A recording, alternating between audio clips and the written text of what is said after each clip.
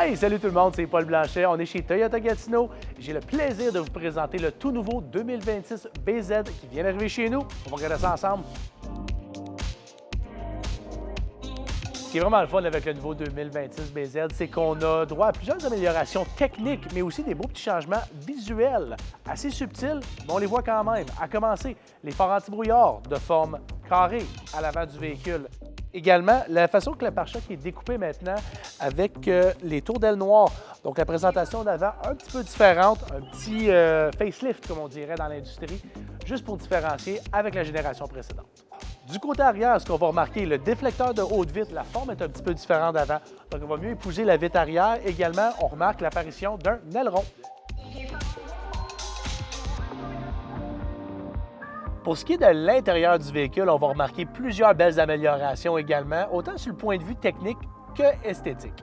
Pour commencer, l'éclairage d'ambiance qu'on voit dans le véhicule, ça change selon l'humeur. On voit aussi que la console centrale a été améliorée. Donc, elle a un look plus ergonomique et beaucoup de belles additions. Entre autres, on remarque immédiatement le double chargeur à induction pour les téléphones. Donc, un pour monsieur, un pour madame. Pas de chicane, tout le monde recharge en même temps. On voit vraiment que toute l'ergonomie a été revue. Ça fonctionne super bien de ce côté-là. L'écran est plus grand. On voit aussi que les commandes ont été améliorées. Le visuel est magnifique là-dessus. Et beau travail Toyota. Ils ont écouté la clientèle, ils ont su être à l'écoute. On a conservé des boutons physiques. Donc, c'est quelque chose qui est très, très apprécié. Donc, en conduisant, on n'est pas obligé de mettre toute notre attention sur l'écran. On peut vraiment garder l'attention sur la route et avec la mémoire tactile, aller chercher la molette ou le bouton qu'on veut. Un autre petit détail intéressant en ce qui a trait à l'accoudoir central, la porte d'ouverture est latérale, donc on peut y accéder des deux côtés, comme ceci. Pas de chicane encore une fois, et un peu plus facile pour aller chercher les objets qui sont rangés. Ce qu'on remarque immédiatement aussi en montant à bord du BZ 2026, c'est que Toyota a vraiment fait un effort pour différencier l'intérieur du BZ par rapport à tout le reste de la marque.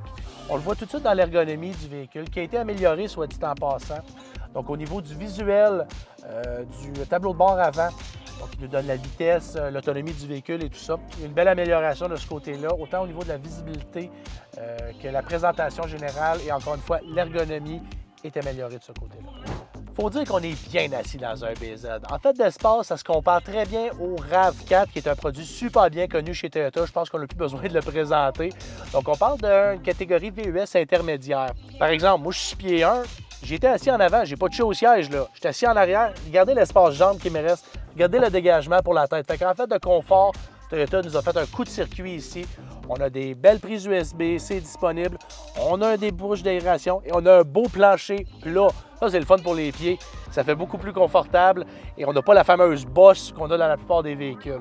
On ne passera pas sous silence non plus la finition des sièges qui est très soigneusement faite. On a un beau mélange de tissu et de cuir synthétique Softex, donc une très belle harmonie de ce côté-là. Ça, c'est un modèle d'entrée de gamme en passant. Donc, vous avez ça dans tous les BZ au minimum.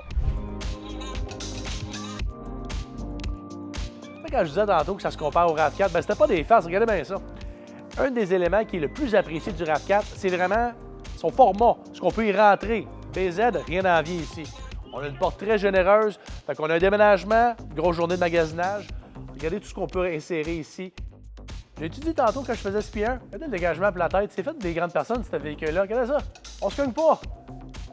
Ah, c'est correct, là, je sais c'est quoi qui vous intéresse. L'autonomie et la recharge, n'est-ce pas? On va en jaser un peu. 468 km d'autonomie pour le nouveau BZ 2026. Très belle amélioration par rapport à la génération précédente. La recharge, on est maintenant à jour avec les standards de l'industrie, avec nos prises NACS. Chargeur Tesla peut-être pour les intimes. Donc maintenant, on peut se brancher tout partout. Un autre ajout intéressant pour le BZ 2026, recharge rapide, sans compter l'option préconditionnement de la batterie. Ce que ça fait, ça réchauffe la batterie en hiver ou ça le refroidit en été pour un temps de recharge plus rapide et un coût réduit. Je suis pas en train de dire que c'est une voiture de course, là. Mais à 338 chevaux vapeur, disons que les petits n'arriveront pas en retard à la garderie. C'est sûr qu'avec toutes ces belles améliorations-là, c'est pas trop difficile de tomber en amour avec le nouveau BZ 2026. Je vous invite à venir nous rencontrer chez Toyota Gatineau pour le voir en personne, faire votre essai routier. On va trouver le vôtre.